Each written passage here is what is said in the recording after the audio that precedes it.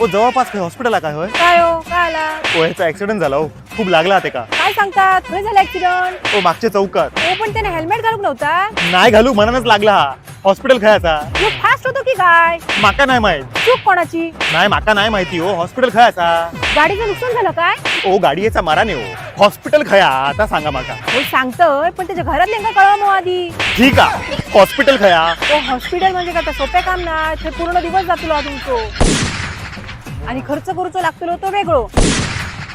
आताच्या जमान्यात कोणासाठी काय करून उपयोग नाही हो, सगळे स्वार्थासाठी असतात.